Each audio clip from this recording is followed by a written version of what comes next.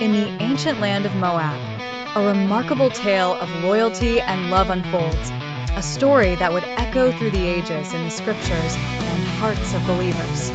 Ruth, a Moabite woman, finds herself at a crossroad of choice and destiny.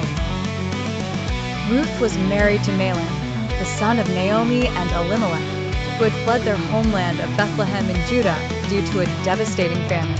They sought refuge in Moab, where tragedy struck again, leaving Naomi a widow and, soon after, claiming the lives of her two sons, Mahlon and Chilion.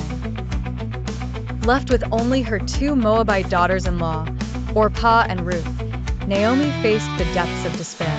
As the famine lifted in Judah, Naomi decided to return to her homeland, hearing that the Lord had blessed her people with food once more. She urged her daughters-in-law to return to their own mothers and find new husbands, wishing them kindness and security. Orpah tearfully departed, but Ruth clung to Naomi, her love and determination shining through. "Don't urge me to leave you or to turn back from you," Ruth implored with deep conviction.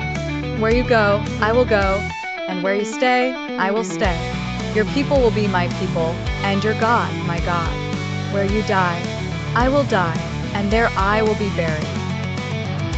Moved by Ruth's devotion, Naomi ceased her pleas, and together they journeyed to Bethlehem. As they entered the city, the townspeople were stirred. Naomi had returned, but she was not alone. Naomi, whose name meant pleasant, asked to be called Mara, meaning bitter, due to the sorrowful events that had befallen her. Life in Bethlehem was challenging. Ruth, determined to support Naomi, offered to glean in the fields.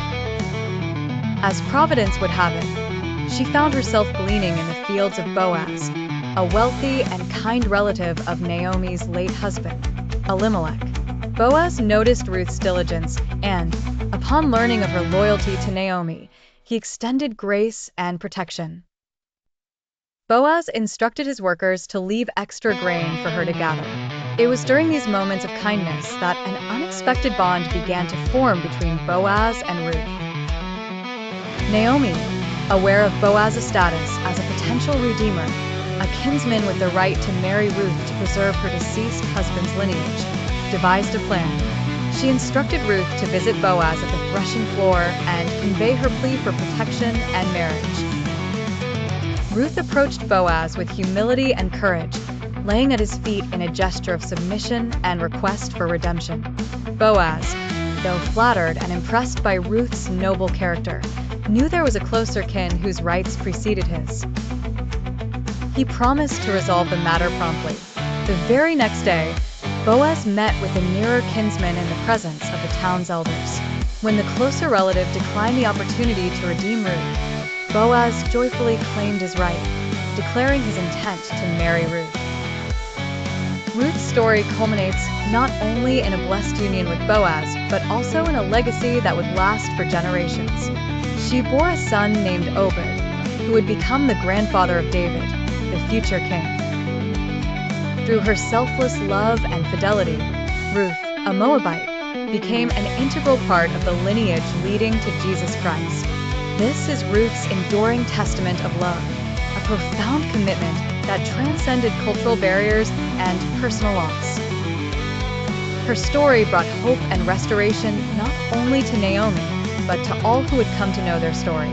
It is a narrative that celebrates faith, love, and the unexpected paths that shape the history of humanity.